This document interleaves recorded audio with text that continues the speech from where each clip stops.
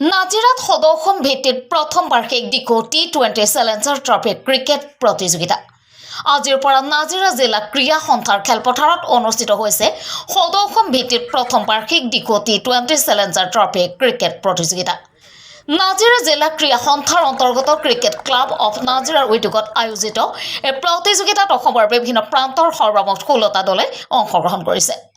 Assam cricket সন্থাৰ প্ৰাক্তন সভাপতি তথা নাজিৰা জিলা ক্ৰীড়া সন্থাৰ সভাপতি ৰমেন দত্তই উদ্বোধন কৰা প্ৰতিযোগিতাখনৰ উদ্বোধনী খেলখন অনুষ্ঠিত হয় আমগুৰিৰ ৰেইনবো ক্লাব আৰু শিমলুগুৰিৰ সংমিশ্ৰণ ক্ৰিকেট ক্লাবৰ মাজত।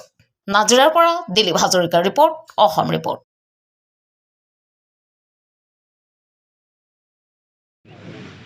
Our tournament cannot 16 teams have participated in this tournament.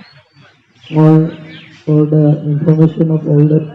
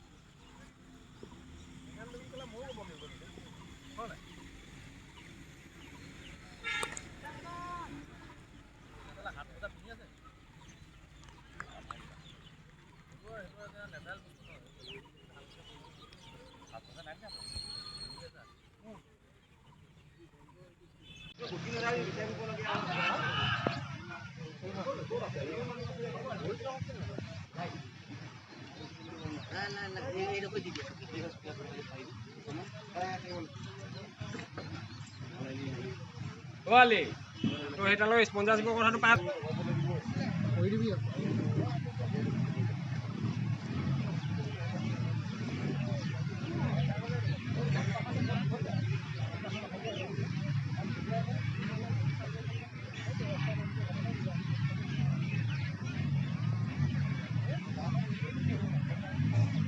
সভাপতি আমাৰ ৰমন ডাঙৰীয়াকে প্ৰমুখ কৰি ইয়াত উপস্থিত থকা বিশিষ্ট ব্যক্তিসকল সময়ৰ প্ৰতি লক্ষ্য ৰাখি আচলতে সকলোকে সম্বোধন হোৱা নাই, তাৰ কাৰণে ক্ষমা কৰিব।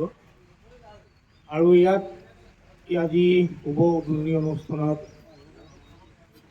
যি দুটা দলে ইয়াত অংশগ্ৰহণ কৰিছে সেইটা দুইটা দলৰ সন্মানীয় খেলুৱৈসকল।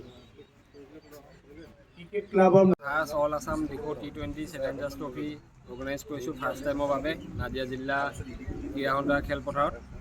আমাৰ এই খেলখন টোটেল 16টা টীমে অংশগ্ৰহণ কৰিছে।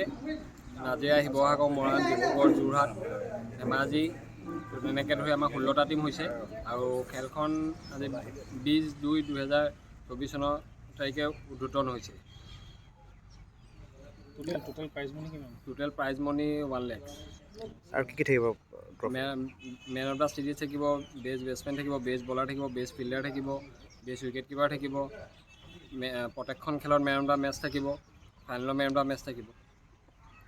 ক্ৰিকেট ক্লাব অফ নাজিৰা এটা আমাৰ জিলা ক্ৰীড়া সন্থাৰে অন্তৰ্গত প্ৰিমিয়াৰ ক্লাব চেম্পিয়নশ্বিপতো অংশগ্ৰহণ কৰে, চেম্পিয়নো হৈছে তেখেতলোকৰ উদ্যোগত এই ক্ৰিকেট টুৰ্ণামেণ্টখন দিখৌ চেলেঞ্জাৰ ট্ৰফি ক্ৰিকেট টি20 ক্ৰিকেট টুৰ্ণামেণ্ট আজিৰ পৰা অনুষ্ঠিত হৈছে।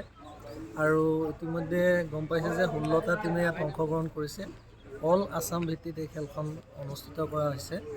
আৰু আজি এই উদ্বোধনী অনুষ্ঠান আছিল। এই উদ্বোধনী অনুষ্ঠানত অসম ক্ৰিকেট সন্থাৰ প্ৰাক্তন সভাপতি, নাজিৰা জিলা ক্ৰীড়া সন্থাৰ মাননীয় সভাপতি ৰমেন দত্ত ডাঙৰীয়া, গোপাল গগৈ জেনেৰেল ছেক্ৰেটাৰী তেখেত আছে, বাকী জিলা ক্ৰীড়া সন্থাৰ বিষয়ববীয়াসকলৰ উপস্থিতিত আজি ইনগ্ৰেশ্যন হৈছে।